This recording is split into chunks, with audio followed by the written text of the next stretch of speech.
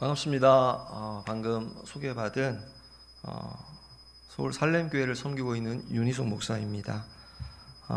이렇게 주님 안에서 또 귀한 만남을 허락해 주심을 또 감사합니다. 오늘 다른 어떤 이유와 목적보다도 오늘 또 말씀을 전하는 저와 또 함께하는 우리가 같은 주의 말씀을 또 아멘으로 또 기쁨으로 화답할 수 있는 또 귀한 은혜의 시간이 되기를 주님의 이름으로 축복합니다. 자, 오늘 본문 말씀 오늘 배경이 되는 본문 5장 1절은 이렇게 시작합니다. 유대인의 명절이라고 우리에게 소개해주고 있습니다. 자, 유대인의 명절이 되면 유대인들은 전국 방방곡곡에 흩어져 있던 유대인들이 예루살렘으로 올라오게 됩니다. 그리고 예루살렘 중심에 있는 이제 성전에서 예배를 하게 됩니다. 전국에 흩어져 있는 유대인들뿐만 아니라 우리가 디아스포라 유대인이라고 하죠. 전 헬라 지역에 있는 모든 유대인들이 함께 올라오게 됩니다. 자, 그때가 되어지면 이제 예루살렘은 어느 때보다도 축제의 분위기, 그리고 정말 많은 사람들이 즐거움 가운데에 함께 동참을 하게 됩니다. 자, 그런데 이 예루살렘 그 축제의 분위기와 맞지 않는 또 다른 한 분위기를 풍기는 장소가 있습니다. 명절의 분위기와는 전혀 맞지 않게 너무나도 침울한 암울한 그런 분위기를 풍기는 장소가 있으니 그것이 바로 오늘 소개되고 있는 베데스다라고 하는 연못가입니다. 자, 이 베데스다라고 하는 연못가, 이 연못에 오늘 하나님을 예배하기 위해서 또 축제 때문에 올라온 이들은 이곳을 절대 지나가지 않습니다. 자, 왜냐하면 그 이유가 있다라면 이곳에는 수많은 병자들이 있기 때문에 그렇습니다. 오늘 본문 2절, 3절입니다. 우리 다 같이 함께 2절, 3절 다시 한번 읽겠습니다. 시작. 예루살렘에 있는 양문 곁에 히브리 말로 베데스다라 하는 못이 있는데 거기 행각 5이 있고 그 안에 많은 병자, 맹인, 다리 저는 사람, 혈기 마른 사람들이 누워 물의 움직임을 기다리니. 여기 베데스다라고 소개하고 있는데요. 베데스다라고 하는 것은 우리가 잘 알고 있는 것처럼 베트와 헤세드라는 단어가 결합되어진 말로서 베트라고 하는 것은 집이라는 뜻이고요. 헤세드는 너무나 잘 아시는 은혜라는 말입니다. 그래서 베데스다라고 하면 은혜의 집이다 혹은 은혜가 넘치는 집이다라고 우리에게 알려줍니다. 오늘 주의 몸된 교회인 이곳이 또 저와 여러분 우리가 은혜가 넘치는 그런 주의 은혜 아래에 있기를 주님의 이름으로 축복합니다. 하나님께 오늘 마지막 은혜를 구하기 위해서 수많은 병자들이 이 베데스다 연못 가운데 모여 있습니다. 성경은 수많은 병자들, 맹인, 다리를 저는 사람, 그리고 혈기 마른 사람들이라고 우리에게 소개해주고 있습니다. 여기 오늘 본문에 소개하고 있는 이 혈기 마른 사람이라고 하는 것은 중풍병에 걸려서 수족이 말라 비틀어진 사람을 말합니다. 혹은 이렇게 암에 걸려서 온몸이 이렇게 바짝 정말 마른 꼬챙이처럼 말라 비틀어진 사람, 그 사람을 혈기 마른 사람이라고 일컫습니다. 그러니까 당시 대부분의 이 베데스다 연못가에 있는 사람들은 불치병 환자들입니다. 갖은 약을 써보아도 수많은 명의를 찾아가 보지만 이 병을 고침받지 못합니다. 또한 오래된 이 병으로 말미암아서 있는 재산도 다 탕진하게 되고요. 가족들로부터도 외면당하고 버림을 당하여서 이곳 베데스다 연못가에 많은 이들이 모여 있습니다. 자, 온 예루살렘이 이제 명절을 맞아서 하나님 앞에 예배하기 위해서 그리고 축제의 분위기에 들떠서 너도 나도 모든 사람들의 얼굴에 한박 웃음이 가득했지만 유독 이 베데스다만은 절망과 그리고 패배의식 그리고 정말 소망 없는 쓴 웃음만이 가득했다라는 것입니다.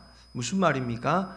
베데스다라고 하는 은혜의 집, 은혜가 넘치는 집이라고 하는 이곳에 하나님의 은혜가 없다라는 것입니다. 주님이 찾아오시기 전까지는 그러했다라는 것입니다. 자, 그렇다면 오늘 본문의 이 사람들이 왜 이곳에 다 모여 있을까요? 오늘 본문 4절은 이렇게 소개를 합니다. 이는 천사가 가끔 못에 내려와 물을 움직이게 하는데 움직인 후에 먼저 들어가는 자는 어떤 병에 걸렸든지 낫게 되미로라. 천사가 가끔 이 못에 내려옵니다. 내려올 때에 천사의 발이 이렇게 물에 닿게 되면 물이 움직인다라는 것입니다. 그때 그 물의 움직임과 동시에 가장 먼저 그 물에, 그 연못에 들어가는 사람이 병이 고침받는다, 낫는다라는 것입니다. 그래서 의사로도 안 되고 수많은 좋은 약을 가지고도 되지 않고 돈을 아무리 들어도 고칠 수 없는 이 불치병 환자들이 이 연못가에 다 모여서 물이 동하기만을, 이 연못의 물이 움직이기만을 기다리고 있다라는 것입니다. 물이 움직인다라는 것은 뭐죠? 천사가 이 연못가에 내려왔다라고 하는 증거이기 때문에 물이 움직일 때에 누구보다도 내가 가장 먼저 이 물에 들어가서 고침을 받겠다라는, 정말 이러한 믿음을 이 사람들이 지푸라기라도 잡는 심정으로 이러한 믿음을 가졌다라는 것입니다. 오늘 그런데 이 본문 베데스다에 관한 설명 가운데에 3절 하반절부터 보시면 이렇게 가로가 들어가 있습니다. 그래서 3절 하반절에는 물의 움직임을 기다리니 하면서 4절에 있는 모든 말씀에 이렇게 가로가 쳐져 있죠. 무슨 말입니까? 이 지금 가로 안에 있는 내용이 사본의 신빙성이 이게 좀 의심스럽다라는 말입니다. 베데스다라고 하는 연못에 대해서 성경이 우리에게 소개해주고 있는 가로 안에 이 내용을 담고 있으면서 이 내용이 사본상의 난제로서 사도적인 권위에 갖기에는 좀 신빙성이 낮다라는 것입니다. 학자들 가운데에는 그래서 이 베데스다의 연못이 간헐천이라고 이야기하는 분들도 계십니다. 간헐천이라는 것은 일정한 이렇게 주기로 물이나 수증기를 분출하는 온천을 말하는 것입니다. 그러니까 가끔 온천수의 물이 이렇게 올라오게 되면 거기에 따라서 물이 움직이고 요동하게 되고, 그러면 그때 각종 어떤 관절염이나 피부 질환을 앓는 사람들이 제일 먼저 그 물에 들어가면 그것을 깨끗이 고침받을 수 있고 낫는다라고 하는 그러한 것을 근거로 한, 이건 전설입니다. 우리 전설 이야기 하시죠? 이게 바로 그 전설이라는 것입니다. 그러니까 이것은 사실이라기보다는 당시에 사람들이 그렇게 믿고 있었다라고 이해하는 것이 맞습니다. 그냥 전설일 뿐입니다. 자, 그런데 오늘 이 베데스다라고 하는 연못의 사람들이 더 비참한 이유가 있습니다. 4절에 뭐라고 하냐면요, 가끔이라고 하는 부사가 있습니다. 가끔 말입니다. 천사가 자주 아니라 아주 가끔 내려온다는 겁니다. 지금 지푸라기라도 잡는 심정으로 모여 있는데 이것도 가끔 내려와서 물이 움직인다는 것입니다. 아니, 천사가 내려올 때에 오늘날 우리처럼 미리 안내 방송이라도 좀 해주고 뭔가 이렇게 소식을 이렇게 전하여 주면 좀 대기하고 준비하고 있을 터인데, 이게 갑자기 물이 요동을 하는 겁니다. 갑자기 물이 움직이는 것입니다. 가끔 요동을 하니 이 연못가에 있는 사람들이 어떻습니까? 늘 긴장하고 있을 수밖에 없다라는 것입니다. 그러니까 어떤 이들은 화장실도 가지 못하죠. 내가 화장실을 다녀온 그 사이에 물이 움직였다. 그럼 어떻게 되죠? 천사가 내려왔다는 뜻인데 내가 이 연못에 들어갈 기회조차 갖지 못해서 너무나도 억울하죠.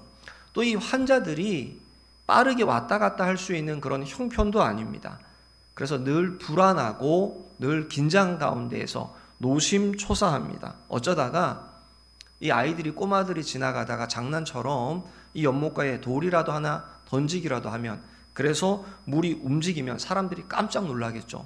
천사가 내려왔나 보다.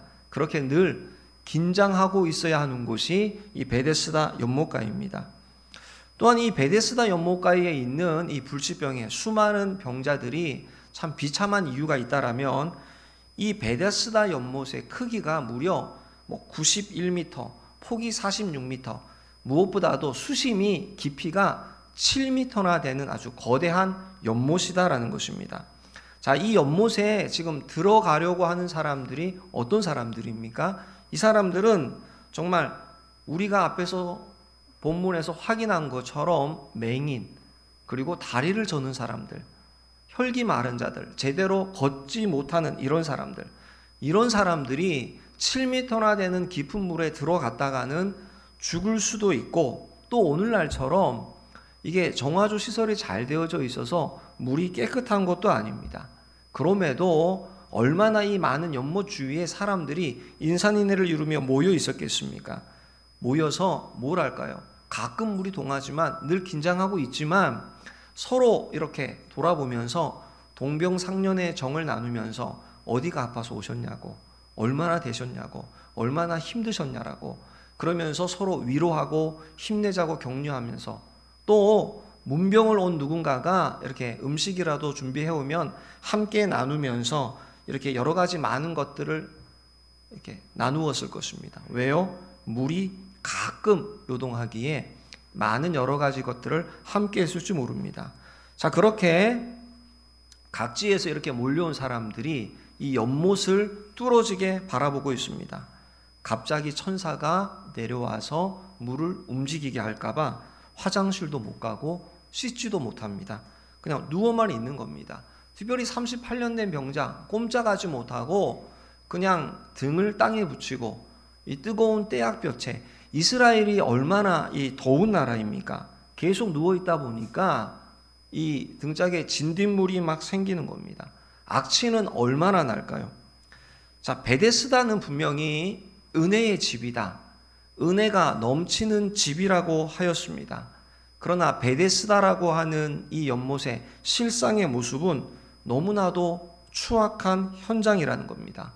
앞에서 소개한 이런 내용들 뿐만 아니라 더욱더 추악한 현장이 될 수밖에 없는 것은 물이 움직일 때에 가장 먼저 들어가는 이 한 사람만 낫기 때문입니다.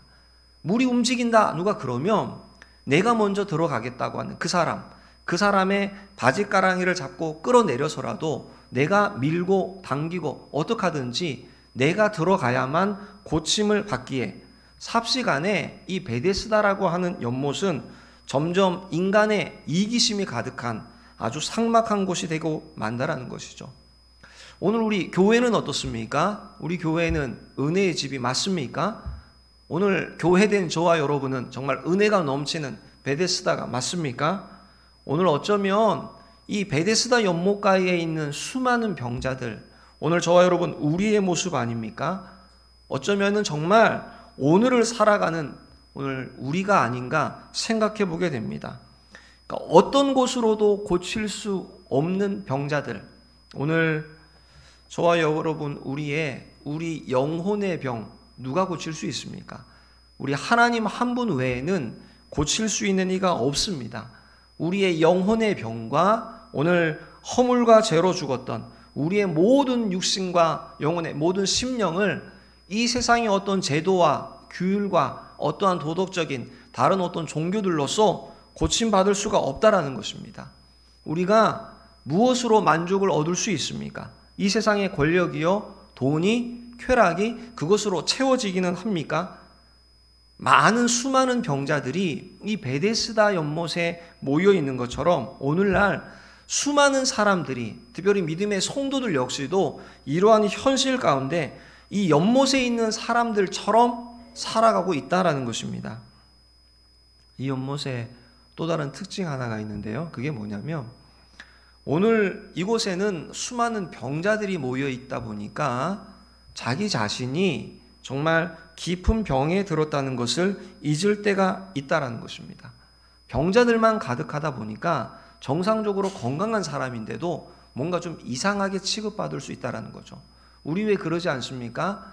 나는 그래도 내 삶의 현장, 내 직장에서 내 어떠한 그 삶의 터전 가운데에서 믿음을 지키고 나는 그래도 믿는 사람으로서 이렇게 예수 믿는 사람으로 영혼이 건강한 사람으로 있지만 수많은 예수 믿지 않는 그 공동체의 무리 속에 들어가면 어떻습니까?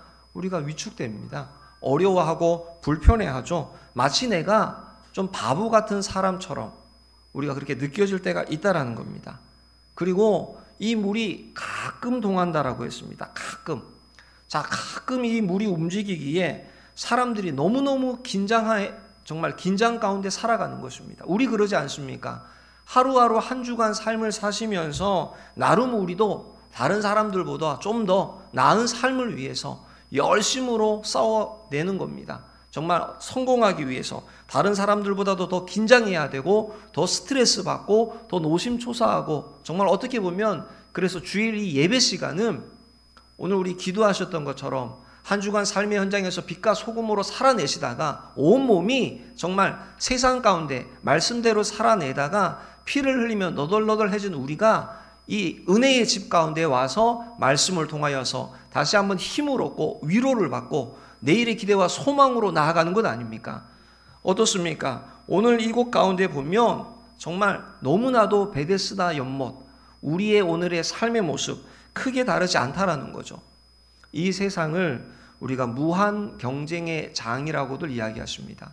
우리 이 한국은, 우리나라는 세계 어느 나라보다 교육열이 높다라고 우리가 이렇게 자랑스럽게 말하곤 하는데, 교육열이 높은 동기가 무엇입니까? 그것이 다른 것이 아니라 얼마나 많은 사람들이 우리 한국 사회가 만들어낸 학벌주의, 또 이 경쟁주의, 이 가운데에서 비교의식에서 우러나오는 우월감, 또 반대로 어떠한 열등감 때문에 아파하고 힘들어하고 또 긴장하고 지쳐하고 스트레스 가운데, 요즘에도 옛날 이야기가 아니라 아파트 창문을 열고 뛰어내리는 아이들이 요즘에는 오히려 너무나 쉽게 접하는 약물과 같은 이런 것들로 그 인생의 삶을 포기하듯이 나아가는 우리 자녀들이 있다라는 것입니다.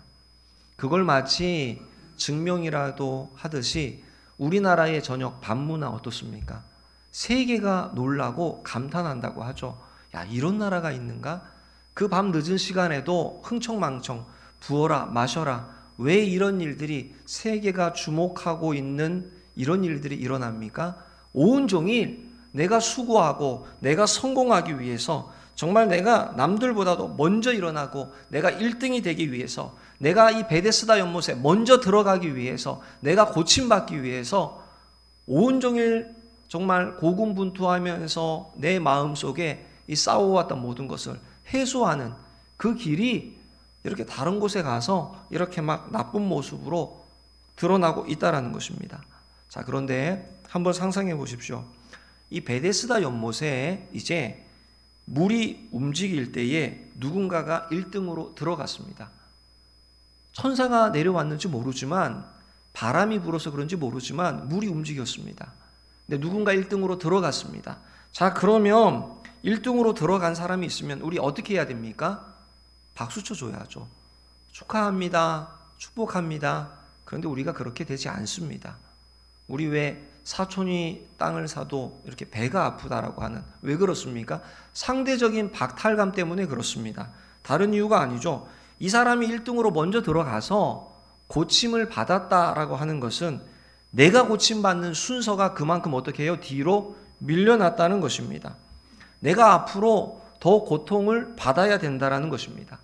가끔씩 물이 움직이는데 이 물이 언제 다시금, 그 가끔이 저 멀리 언제 다시금 내게 올지 알 수 없다라는 것입니다. 그리고 가장 중요한 것의 하나가 무엇이냐면, 오늘 이 베데스다 연못에 처음으로 들어간 1등의 실체가 없다라는 것입니다. 이건 그냥 전설에 불과합니다. 1등만 살아남는 현실인데 그 1등의 실체는 없습니다. 실제로 병이 나은 사람을 본 적이 없다는 것입니다. 이건 그냥 소문일 뿐입니다. 이건 그냥 전설일 뿐입니다. 그냥 요행을 바라고 이렇게 기적만을 바라는, 신화만을 쫓아갈 뿐입니다. 우리도 마찬가지입니다. 인터넷에서, 유튜브에서, 미디어에서 이야기하는 대로 우리 기성세대가 말하는 것처럼 어떻게 해요? 성공신화, 공부 열심히 해서 좋은 대학에 이렇게 잘 진학을 하면 좋은 곳에 취업을 하고, 그러면 결혼을 잘 하고, 그러면 어떻게 해요? 뭔가 많은 부를 얻을 수 있다. 정말 그러면 정말 행복할까요? 세상은 우리에게 계속 속삭입니다. 네가 먼저 들어가야지. 네가 먼저 이렇게 1등으로 들어가면 정말 행복한 삶을 살 수 있다. 이게 보장이 안 되는 겁니다. 우리가 잘 알고 있지 않습니까? 우리 무슨 기도 제목 많습니까? 이미도 세상에서 우리 앞서서 우리가 그토록 바라고 원하는 것을 누리고 살아가는 사람들 있습니다. 근데 그들의 삶이 우리가 언론을 통해서 보고 들으면서 스스로 포기하는 것을 보게 됩니다. 우리는 그들을 부러워하면서 1등 성공을 꿈꾸지만 때로는 그걸 기도의 제목으로 나를 제일 먼저 베데스다 연못에 넣어주세요 라고 요청하는데 정작 그들의 삶은 그게 그렇게 행복해 보이지 않습니다. 그들은 오히려 그 모든 것을 포기하고 내려놓는 것을 보게 됩니다. 무슨 말입니까? 1등에 먼저 들어간 그 실체가 없다라는 것입니다. 아무것도 보장이 안 된다라는 것입니다. 여기 우리의 딜레마가 있습니다. 베데스다라고 하는 연못, 이곳은 아비규환입니다. 그러다가 누군가가 소리칩니다. 바람이 불어서 물이 움직이는지는 모르겠지만 누군가가 물이 움직인다, 물이 움직인다 이 소리가 나면 난리가 나는 겁니다. 자, 앞을 보지 못하는 소경이 어떡하겠습니까? 앞을 보지 못하는 소경이 소리가 나는 쪽으로 물어봤을 겁니다. 연못이 어느 쪽에 있는지. 앞을 보지 못하니 사람들이 막 한꺼번에 나아갈 때에 손을 뻗어서 더듬더듬 하면서 이쪽이 맞냐고, 내가 가는 방향이 맞냐고, 좀 비켜달라고, 누가 내 손 좀 잡아달라고 그러면서 막 소경이 달려나갔을 줄 모르죠.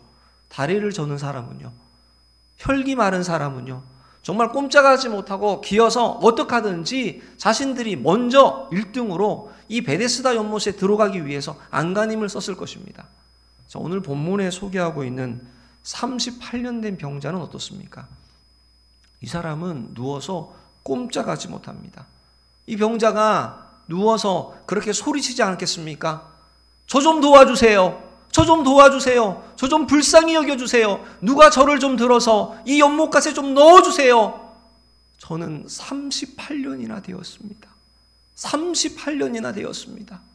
우리 그때에 가끔 물이 동한다고 하여서 함께 나누고 위로하고 음식을 나누고 교제하면서 그때 내게 힘을 주면서 내가 도와줄게, 내가 그때 들어서 옮겨줄게 약속했던 누구누구 이름을 불렀는지도 모르죠. 저를 제발 불쌍히 여겨달라고, 저를 좀 여기 넣어달라고 이 사람이 부르짖고 외쳤을 것입니다. 그러나 누구 하나 38년 된 이 병자를 거들떠보지 않습니다. 어떻게 보면 정말 너무도 절망이 가득한 이 베데스다 연못가에 우리 예수님께서 드디어 찾아오십니다. 자, 오늘 본문 5절 6절을 보시면요, 제가 읽겠습니다. 거기 38해 된 병자가 있더라. 예수께서 그 누운 것을 보시고 병이 벌써 오래된 줄 아시고 이르시되 내가 낫고자 하느냐. 오늘 예수님께서 수많은 병자들 가운데에 가장 비참한 사람인 이 38년 된 병자에게 찾아오십니다. 그래서 6절에서 그 누운 것을 보셨다라고 합니다. 누운 것을 보셨다. 우리 예수님은 이 비참한 인생에게, 아니 가장 비참한 인생을 주목하고 계신다는 겁니다. 다른 사람들은 이 38년 된 병자에게 관심을 갖지 않습니다. 만약에 우리 예수님이 아니라 오늘날 경제학자가 이 38년 된 병자를 보았다면 어떻게 결론을 내릴까요?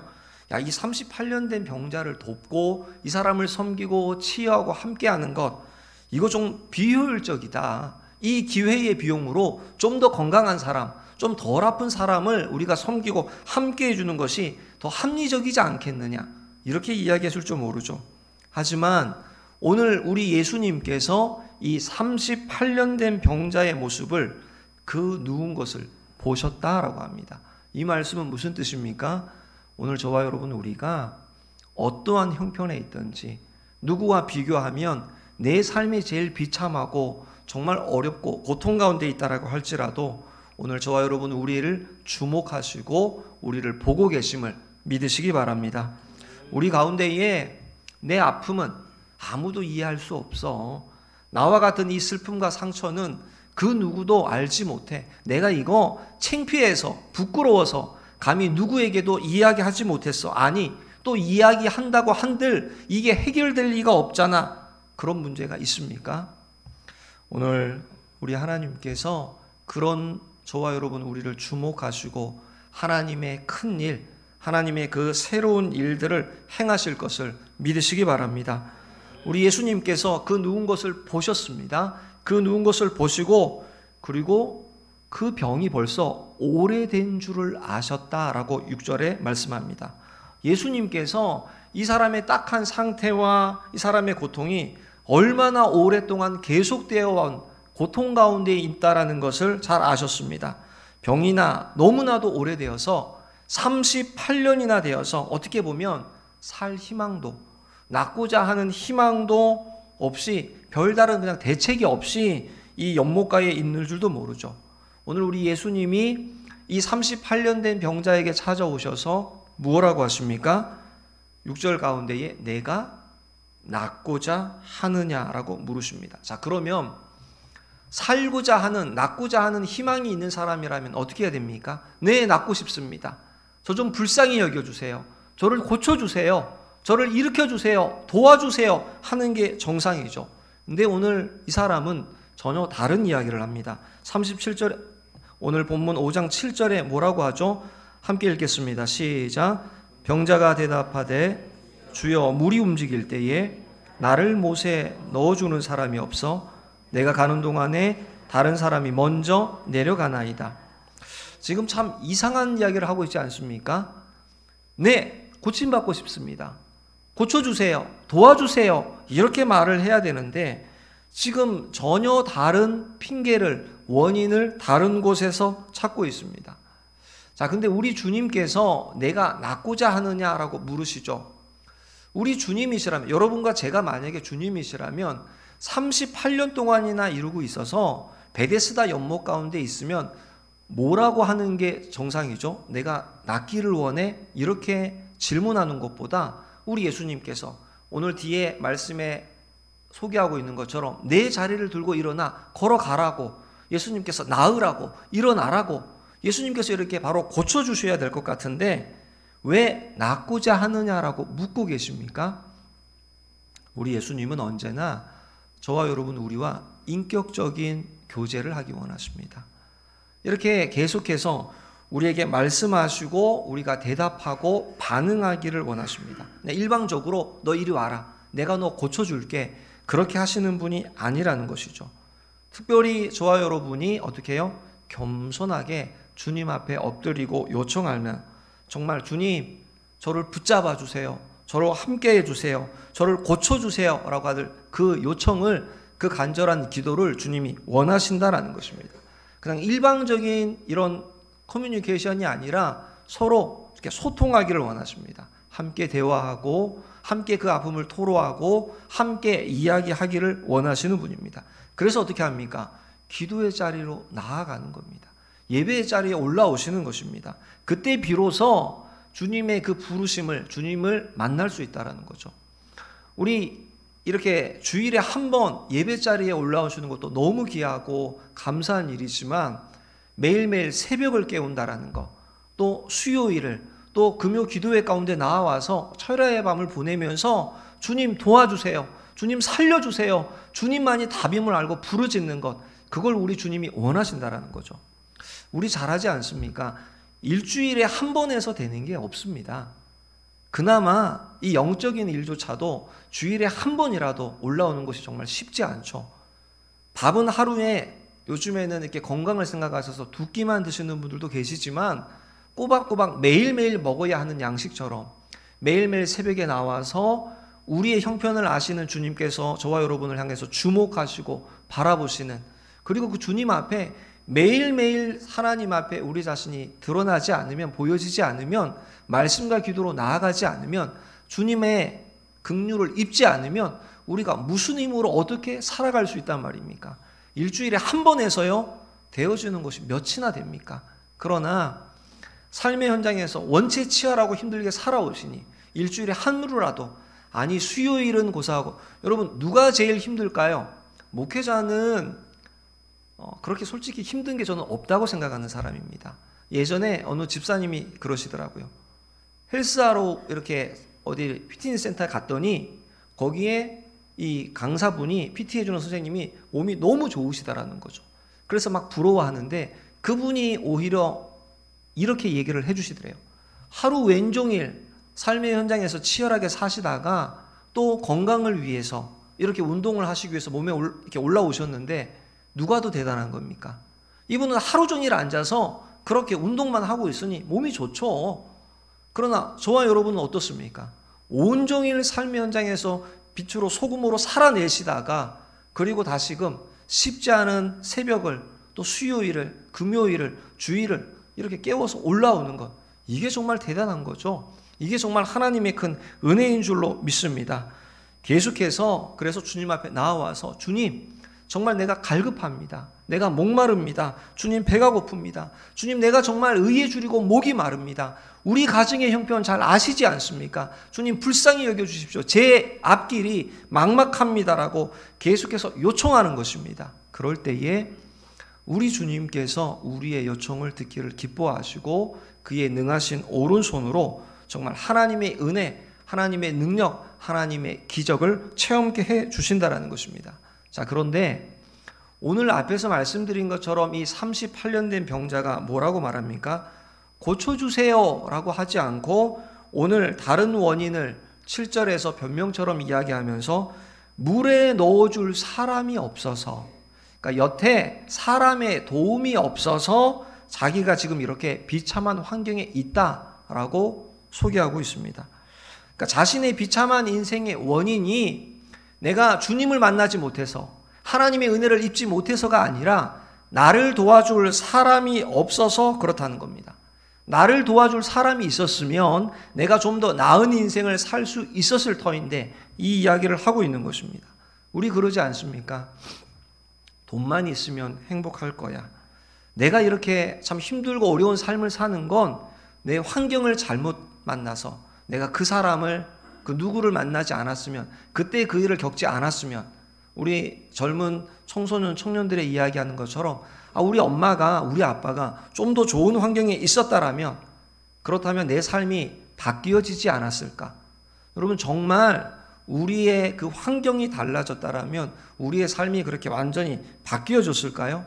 오늘 이 38년 된 베데스다의 연못가에 있는 이 병자, 이 사람 옆에 물이 움직일 때마다 이 사람을 들어서 연못에 넣어줄, 마치 강호동 씨와 같은 큰 힘이 센 이런 장사가 한 10명이 옆에서 대기하고 있다가 물에 먼저 넣어주면 그러면 문제가 해결이 될까요? 그렇지 않습니다. 이 사람은 그렇게 물에 1등으로 들어가면 그냥 어떻게 되죠? 익사하는 거죠. 그냥 죽고 마는 것입니다. 자, 그런데 유일한 대안이 있습니다. 그것이 뭐죠? 예수님께서 이 38년 된 병자의 잘못된 대답을 책망하시지 않고 즉각적으로 응답을 해주시는데 뭐라고 하십니까? 자, 오늘 8절을 다시 한번 보시면요. 우리 8절 다 같이 함께 읽겠습니다. 시작. 예수께서 이르시되 일어나 내 자리를 들고 걸어가라 하시니. 아멘. 오늘 저와 여러분 우리에게 가장 필요한 말씀 아닙니까? 내 자리를 들고 걸어가라. 내 자리를 들고 걸어가라. 예수님 말씀이면 됩니다. 예수님 말씀이면 충분합니다. 예수님께서 다른 부분들 구차히 하지 않으십니다. 그냥 내 자리를 들고 걸어가라 라고 말씀하십니다. 자, 9절도 보시면요. 그 사람이 곧 나아서 자리를 들고 걸어가니라. 여기 9절에도 특별한 부사가 있죠. 뭐죠? 곧 나았다라는 겁니다. 지금 이 사람은 38년이나 되었습니다. 38년이나 된 이 사람, 수많은 38년의 시간 동안 해결되어지지 못한 문제가 곧 해결함을 받았다라는 것입니다. 누구 때문입니까? 오늘 예수님 때문입니다. 저와 여러분도 마찬가지입니다. 우리에게 아무리 오래된 상처가 있습니까? 예수님께서 치유하십니다. 허물과 죄로 죽었던 오늘 우리가 예수님 때문에 살아났습니다. 이것이 근본적인 해결책입니다. 고침받았음에도 불구하고 내가 지금 나았다라고 하는 그 기쁨 가운데 거하지 못하는 분들이 많이 있다라는 겁니다. 이미 38년의 병에서 해방되었음에도 불구하고 이미 천국을 소유하였음에도 불구하고 계속해서 베데스다 연못에 1등으로 들어가기 위해서 몸부림치고 계시는 사람들이 있다라는 것입니다. 들어갈 필요가 없습니다. 이 세상이 만들어낸 그런 학벌주의, 그런 경쟁주의, 그런 사회 가운데에서 이 세상에 잘못되어진 그 행복의 그 기준 가운데 매여 있을 필요가 없습니다. 오히려 자유하셔야 하고 더욱더 앞으로 자유하셔야 하며 새로운 가치관을 더욱더 가지셔야만 합니다. 예수님께서 이 일 때문에 오셨습니다. 저와 여러분 우리의 구원 때문에 오셨고 오늘 38년 된 것과 마찬가지로 죄악에 물든, 그래서 정말 천국을 소망하지 못해서 한숨 씻고 죄로 물든 오늘 저와 여러분 우리 영혼을 위해서 이 땅에 오셨다라는 것입니다. 우리를 치유해 주시고 우리를 고쳐 주시고 천국 시민이 되게 하기 위해서 오셨습니다. 우리 예수님께서 우리를 연못에 1등으로 넣어주시기 위해서 오신 분이 아니라는 것입니다. 그런데 우리는 계속 그렇게 기도하죠. 예수님 1등하게 해주세요. 성공하게 해주세요. 그 연못에 내가 제일 먼저 들어가게 해주세요. 예수님은 그것 때문에 오신 분이 아니죠. 물론 우리 예수님께서 연못가에 우리를 제일 먼저 넣어주실 능력이 있으신 분입니다. 하지만 거기에 한눈 팔지 말라고 하십니다. 왜 그렇습니까? 그게 본질이 아니기에 그렇습니다. 자꾸 그것을 건드리고 연못에 조금이라도 빨리 들어가려기를 원하는, 그게 바로 기복신앙입니다. 말씀을 마칩니다.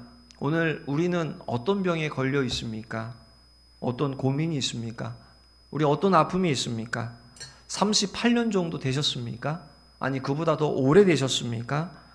베데스다의 수많은 병자들 가운데에 왜 예수님께서 38년 된 이 병자에게 찾아오셨을까요? 어떻게 보면 가장 가능성이 없어 보이는 그 사람에게 내가 바로 그 가능성이다라고 우리 예수님께서 찾아오신 줄로 믿습니다.